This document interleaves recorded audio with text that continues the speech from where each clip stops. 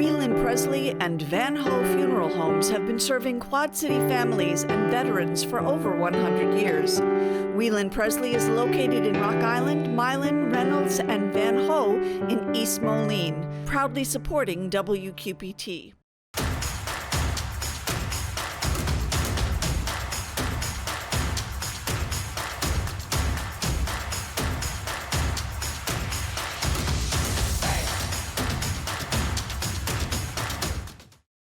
Alternatives is a proud supporter of WQPT and has been serving our community for 40 years. Alternatives provides professional guidance to maintain independence and quality of life for older adults and adults with disabilities. Davenport is getting ready for thousands of bike riders to dip their front tires into the Mississippi River, marking a trip that actually started 50 years ago in the cities.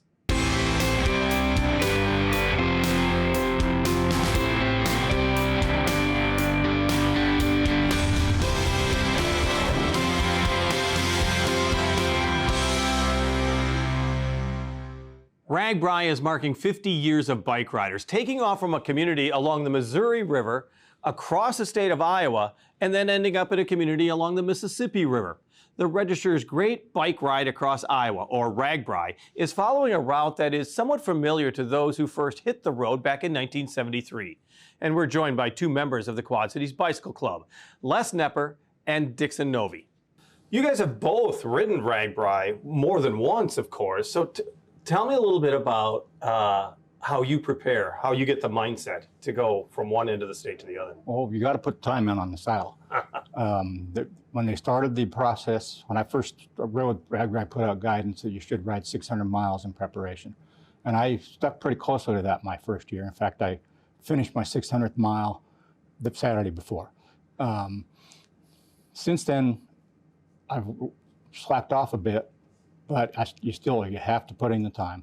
You have to ride hills. You have to ride in heat, because you're going to find all of those things on RAGBRAI. And this is your 15th year. This would be. I'm not riding this year because I've got health problems. But I'm not riding this year. But it would have been my 5th. I skipped a few years, so I've gone actually to 11 RAGBRAIs. And is each one very different? I mean, yes, it depends really on topography of the state. Yeah. Northern Iowa is flat. Central Iowa is longer, because that's where the biggest part of the state of Iowa is, and in southern Iowa, it's hilly.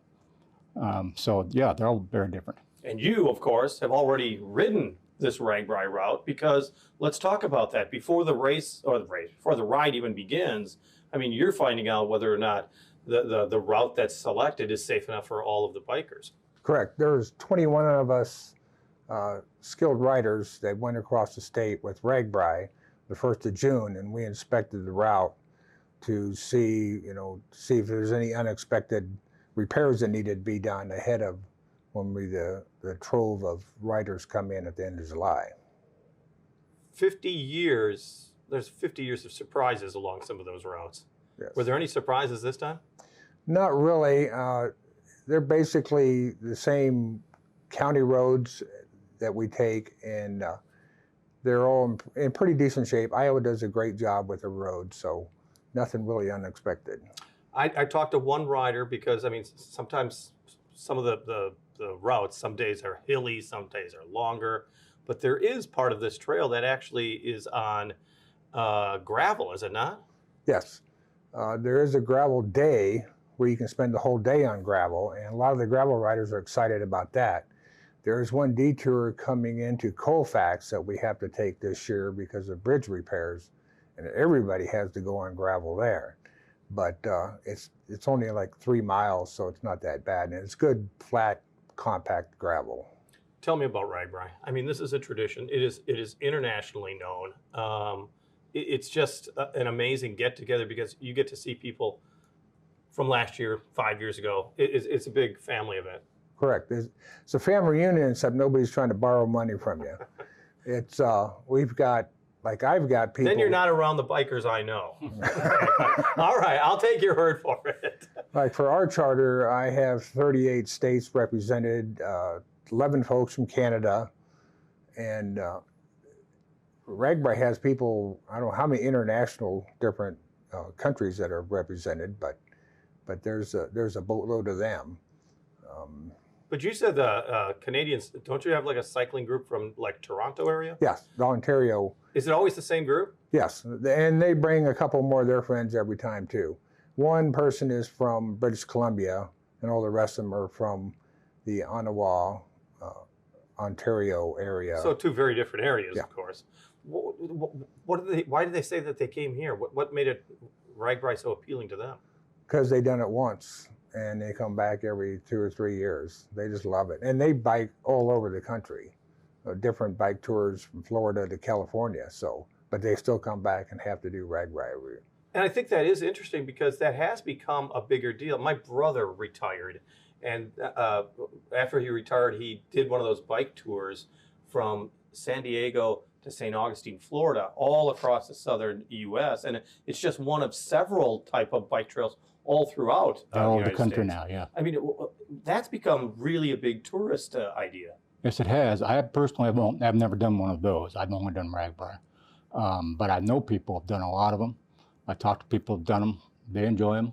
I think the difference between them and RAGBRAI is self-supported, and the support you get comes from the communities, but there's a lot of it. And these other rides are supported by the group that's putting them on. Yeah, it's a for-profit organization usually. But that's the magic of RAGBRAI. I think you really underline it, is that you are going into very small communities. It is the biggest event those communities ever see, and it's a huge welcome. Most of the time, yeah.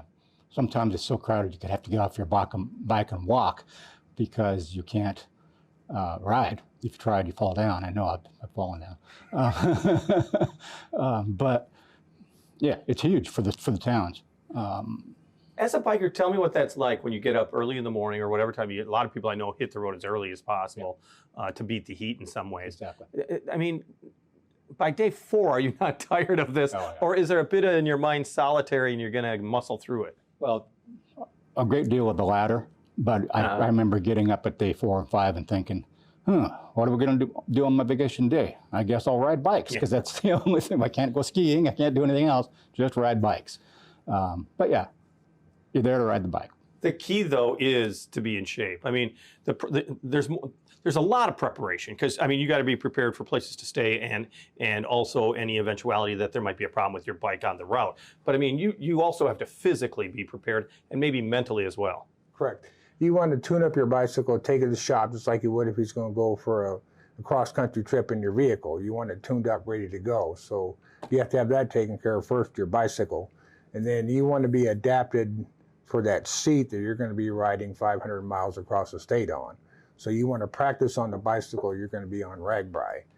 And then mentally, it's just you get out and practice in the heat. I go to Scott County Park and ride the hills out there in the heat of the day just to be ready for RAGBRAI. So you have to practice. You have to be ready. You have to put the miles in. You have to put the practice in to be ready to take on that challenge. This 50th anniversary of RAGBRAI, you're expecting huge crowds. Are you a little worried that there's going to be a lot of people who didn't prepare? The majority of the people that I have signed up, it's their first time on RAGBRAI. Really? The majority of everybody that signed up last week, the 24 of them, not one of them has done RAGBRAI before. But hopefully, they're experienced cyclists, so they know how to maneuver through the traffic of bicycles, how to use the hand signals, how to call on, call off, and everything. So that's what would need to be done to keep everybody safe on a route like this. RAGBRAI usually they top out at 10,000 week-long riders. Right now they have 30,000 week-long riders registered. And when you say week-long, because some people can do, what, a day? Day passes. Between two, okay. But these are people who are committed for the whole thing. Correct. 3 times the usual. And that's not including the day passes you were talking about. Sure. And as well as the bandits that jump on without a wristband. They want to experience it for a few miles or for a day. So what can we expect in Davenport? Because if you're going to have 3 times, it's going to be massive. Correct. Once you get into the larger metropolitan areas, larger metro areas, there's more people tend to come out and ride half the way in. So To claim the experience. Des Moines, Ames, Sioux City, Yeah. Davenport, they can expect, I think, 40,000, 45,000 riders coming into town. And do they all? I mean, it just seems to be a very crowded area, the Marquette Street landing, to dip your tires into the Mississippi when you have 40,000 tires. Yeah, well, it's pretty organized. You have volunteers there that take pictures. They'll take your camera and take your picture, you dipping your tire. And then there's other places along the Mississippi, you know, where they can dip their tires too. Okay. And then getting back to wherever they have to get back to, I mean, that's usually a logistical nightmare, but you guys are you're very organized on how to drive people out of here, so to speak. I mean, enjoy Davenport, but if you got to get to your next destination, that also has to be organized chaos as well.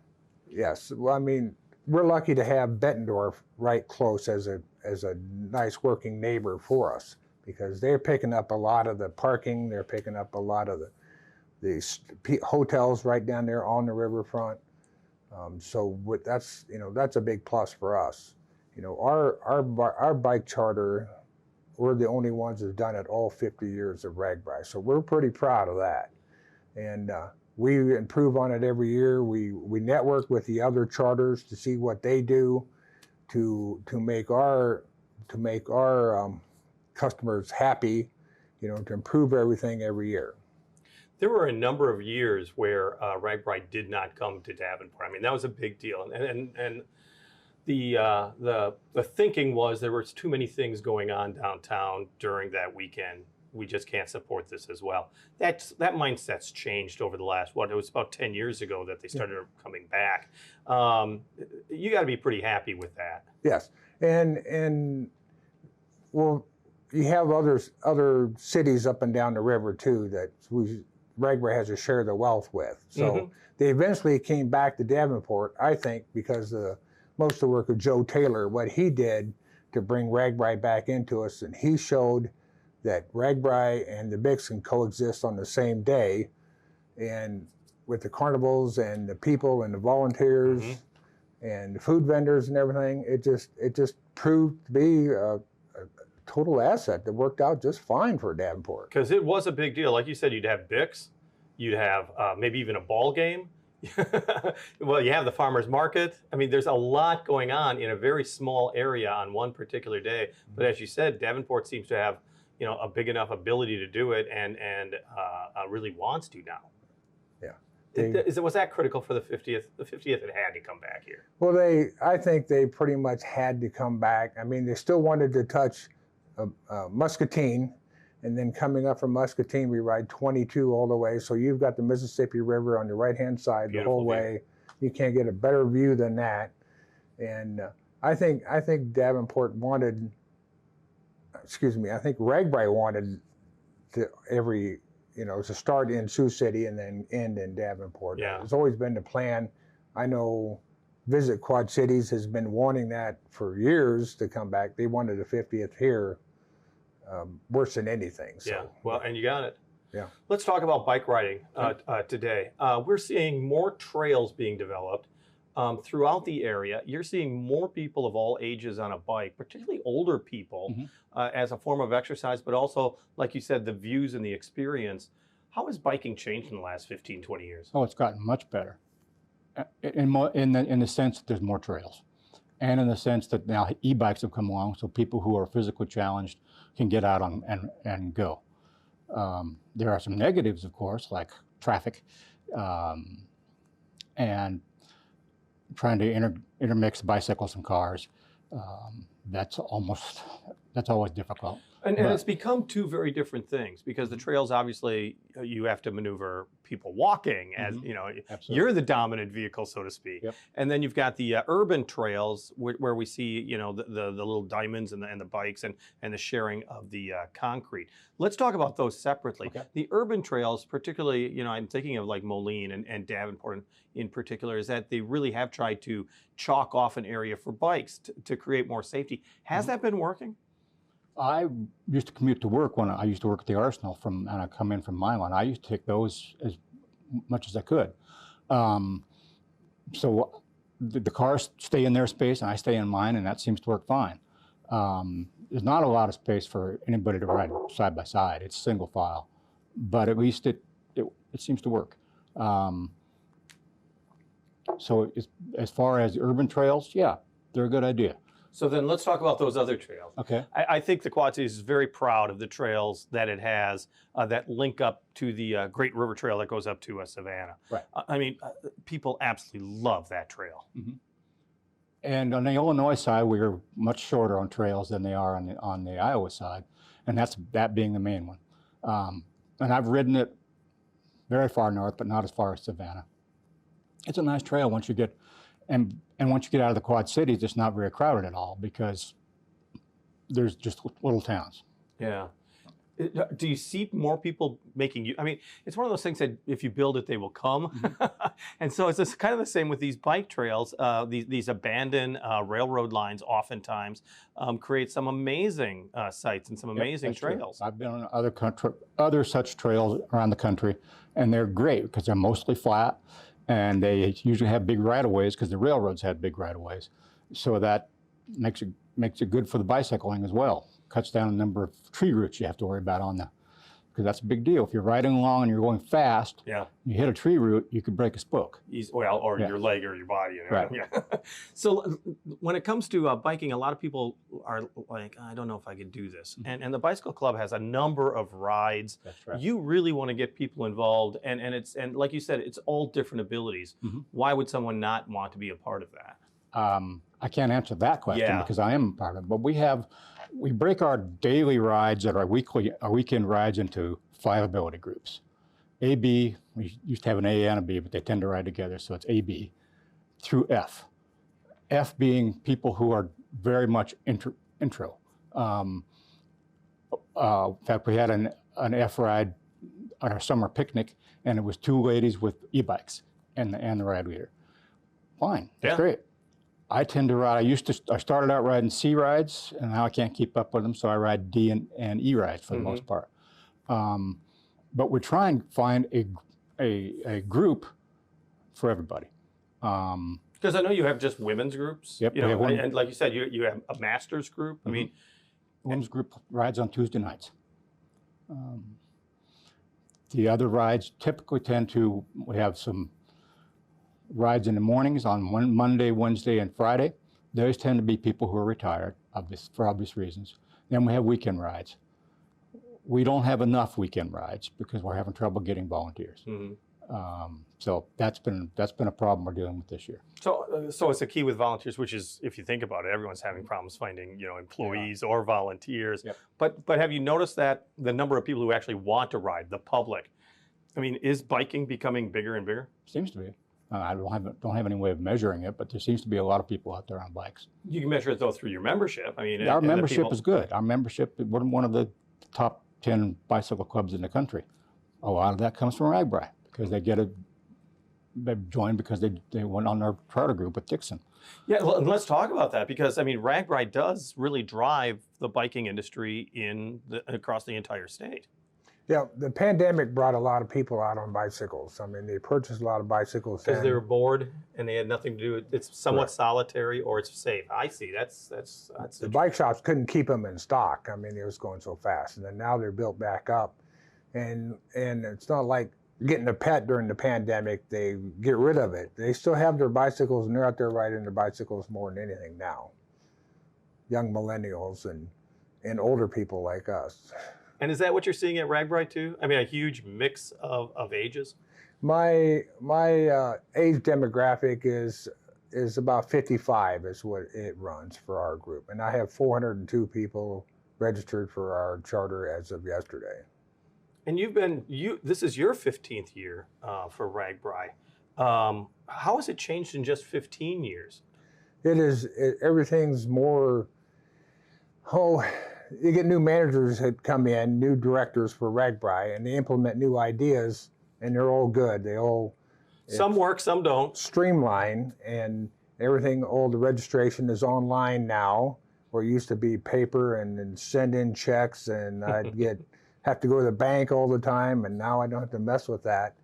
but it's like anything else. It's improved every year. They find better methods. Well, and also is it I don't know, because I was saying how tough it is to get up every morning and then hit the trail again. There's also a huge benefit to it, is it not? Because of the camaraderie, the people you meet, but also you really get to see the state. Yeah, I mean, I learned more on RAGBRAI about Iowa history than I ever did in high school. And just to get to see the town people, and they want to know where you're from when you roll into town. They set their lawn chairs up along the streets, and you're coming into town, it's like you're in a parade. They just enjoy the people, and the church dinners at night. They just, they want to know where you're at, where you're from, what your day's like and everything. And it's just the best vacation a person could have. I mean, once I did the first one, I haven't stopped yet. So, and like you said, register now, get ready, be prepared, and enjoy the ride. Correct. Yeah. I mean, I've got 1,300 miles in now, so I like to get a couple more hundred in before the end of July. I like to get 1,500 in just to satisfy me. But once you ride all day long and then go to sleep at night, I have no problem sleeping at all in a tent at night after riding all day in the hot sun. Les Knepper and Dixon Novy of the Quad Cities Bicycle Club as we get ready for RAGBRAI and a huge influx of visitors to the cities. And bike riding isn't just one of the great things about summertime in the cities. Our Laura Adams makes sure we know of a lot of things we can do. So here's Laura, out and about. This is Out and About for July 21st through 28th. The Rock Island County Fair runs through the 22nd with something for everyone, and it's time for the Bic 7 and Junior Bics with events the 27th through the 29th. The Boss Brothers Old Fashioned Threshing Bee in Erie, Illinois features demonstrations, music, and it's free. The East Moline Summer Makers Market Boutiques at Iron and Grain takes place the 29th, and it's Family Free Day at the German American Heritage Center on the 23rd. There's plenty of music with free performances by Tunes in Town, Gordy and Debbie in DeWitt's Lincoln Park the 25th, the Starlight Review concert series at Rock Island's Lincoln Park on the 25th, award-winning composer William Campbell's Together We Rise music event at the Sound Conservatory in Rock Island on the 22nd. Powerman 5000 at the Rust Belt on the 22nd. Funktastic 5 perform at Bass Street Landing on the 27th. And there's Kiwani Concerts in the Park at Veterans Park on the 27th. Plus on stage, the comedy Penny for Your Thoughts at Richmond Hills Players runs through the 23rd. Little Women takes over the stage at Playcrafters Barn Theater until July 30th. Timberlake Playhouse in Mount Carroll presents 9 to 5 the musical through the 30th, while Circa 21 present the musical Escape to Margaritaville. For more information, visit wqpt.org. Thank you, Laura. Jason Carl is part of a couple musical groups in the cities, including the Jason and John Experience. We caught up with him when he took to the stage to play one of his originals at the Black Box Theater in Moline. Here's Jason Carl with Yazoo River.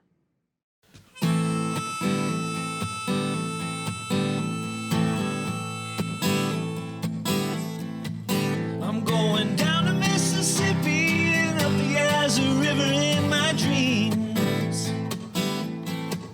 I'm going down the Mississippi and up the Yazoo River in my dreams.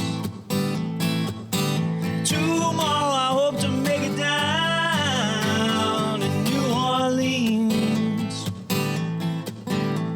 I met a girl, she said her name was Penny. I said you look more like $1,000,000. She took me to a ranch, and I met a maid named Dot. She said, I hope you know I think you're crazy, but good luck. I'm going down the Mississippi and up the Yazoo River in my dreams. I'm going down the Mississippi and up the Yazoo River in my dreams. Tomorrow I hope to make it down to New Orleans.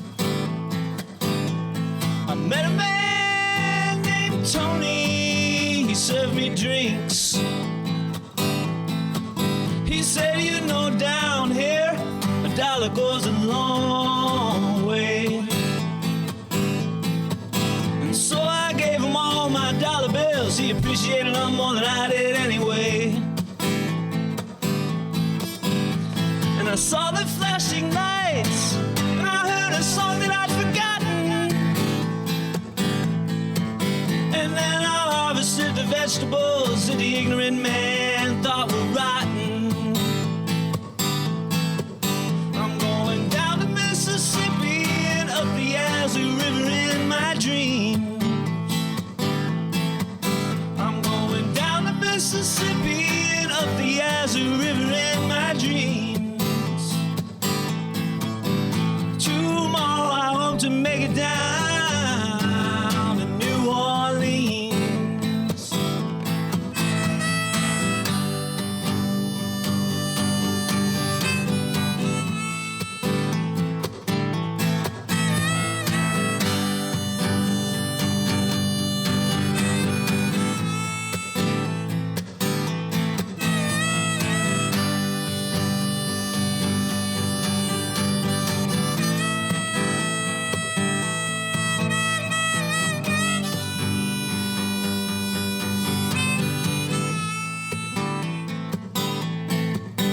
Tomorrow I hope to make it down.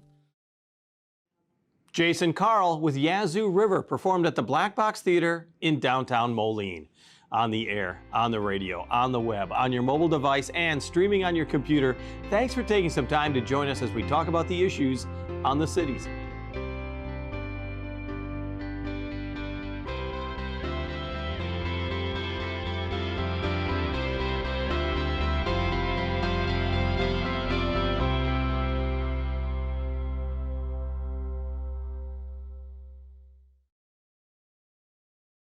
Whelan Presley and Van Ho Funeral Homes have been serving Quad City families and veterans for over 100 years. Whelan Presley is located in Rock Island, Milan, Reynolds, and Van Ho in East Moline, proudly supporting WQPT.